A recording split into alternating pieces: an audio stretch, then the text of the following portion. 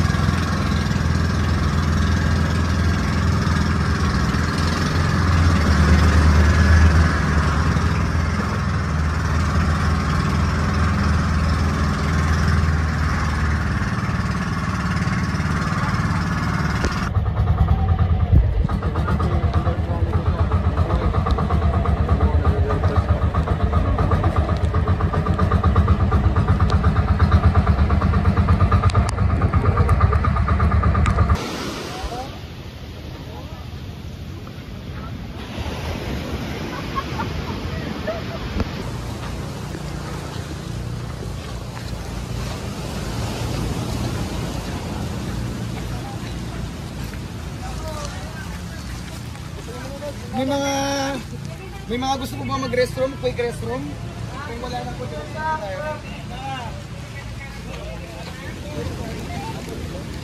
Mga ilang banda kayo okay na yan. Dito ma'am, lapit po kayo ma'am. Previewing lang po.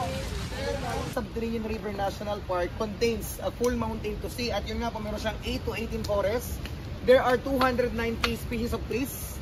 Yan, meron pong 174 species of birds. 38 mammals, 28 reptiles, kasama din yung mga sea turtles, yung monitor lizard namin o yung bayawak, yung Komodo dragon yan. Then 12 amphibian. At ito po ang nagpapanalo talaga sa underground river nung para mapabilang sa 7 wonders of nature is yung discovery ng Labenta group ng mga scientists from Italy. Noong 2012, ito yung Sirenia fossils na nakita nila doon embedded in the wall na they do.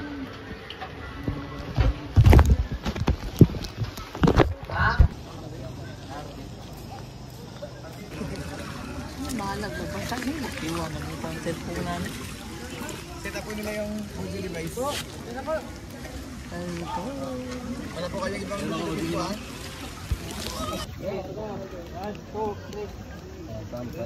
Pakinggan nyo mama kung may sound or may background.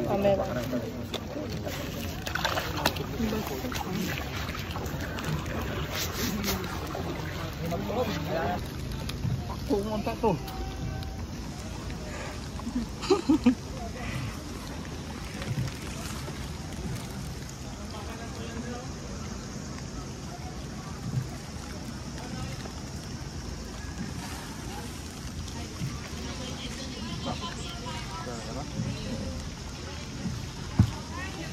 Ha?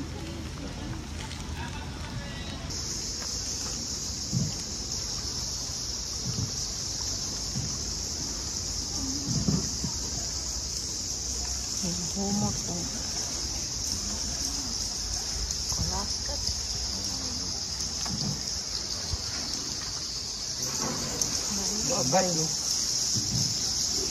Noong 2007, nag-organisa ang Laventa ng isang malaking kuponan para sa geografiya at siyentipikong pananaliksik upang tuklasin at alamin ang mga misteryo ng ilog sa Puerto Princesa. Ang ekspedisyong ito, na sinundan ng mas malaking ekspedisyon noong 2009, ay nagbukas ng mga nakakabighaning at siyentipikong kapanapanabik na mga tuklas na natatangi sa ilalim ng lupa. Ang mga kuweba ay nagsisilbing tahimik na saksi sa mga dinamikong pagbabago ng daigdig, na umaabot pabalik sa mga prehistoric na panahon.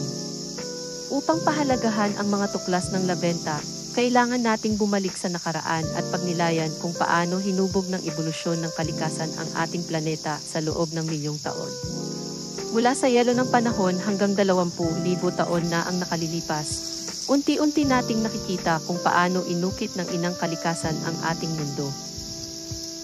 Pagpasok sa ilog sa Puerto Princesa, sasalubungin ka ng nakamamanghang tanawin ng malalaking limestone formations, mga stalactite at stalagmite.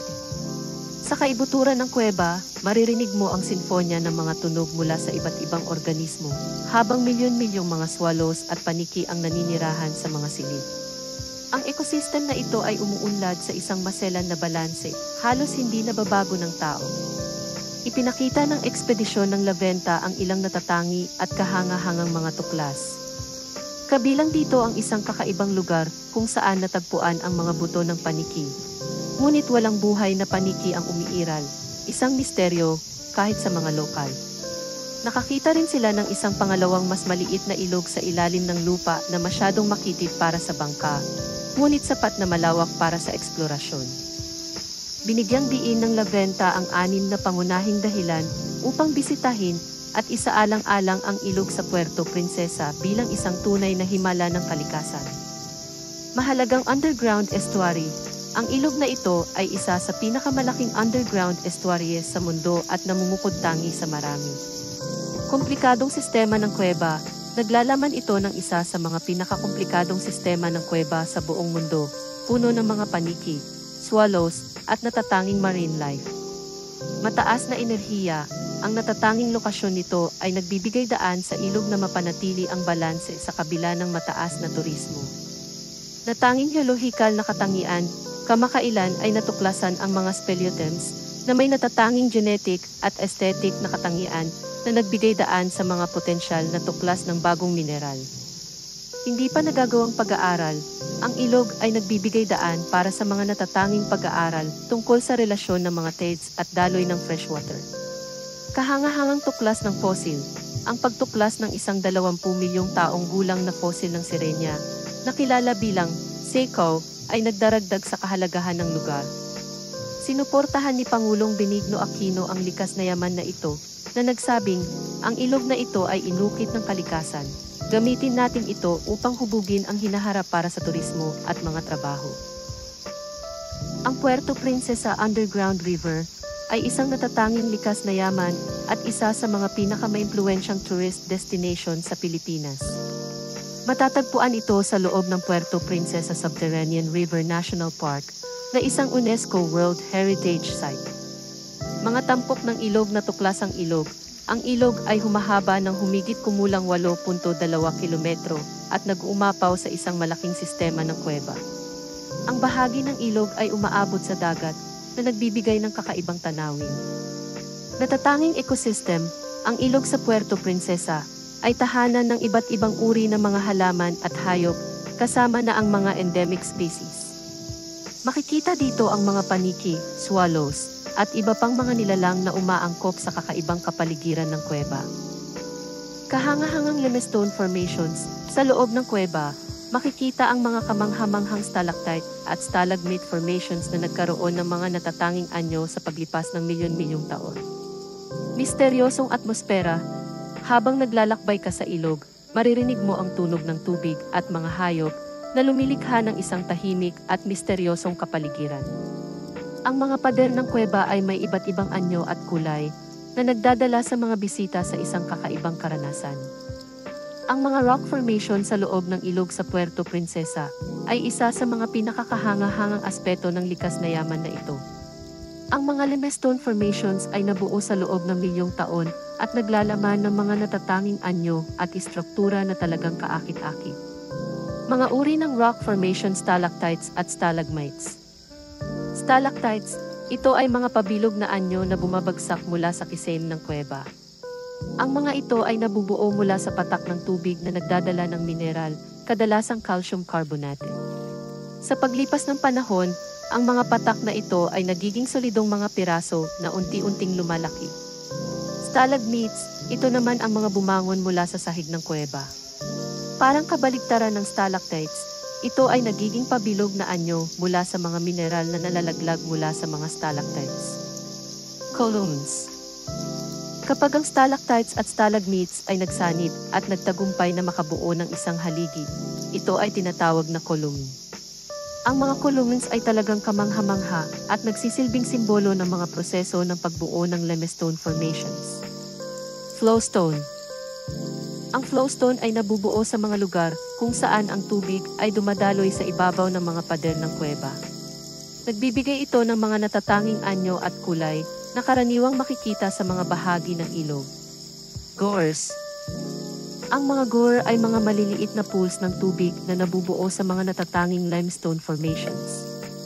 Ang mga ito ay mayroong mga pader na gawa sa mineral na nagdadala ng magandang tanawin sa mga bisita. Ang kagandahan at natatanging anyo ng mga rock formation ay umaakit sa maraming turista na nag-aambag sa ekonomiya ng Puerto Princesa. Ang mga guided tours ay nagbibigay ng pagkakataon sa mga bisita na mas mapalalim ang kanilang kaalaman at pagpapahalaga sa kalikasan.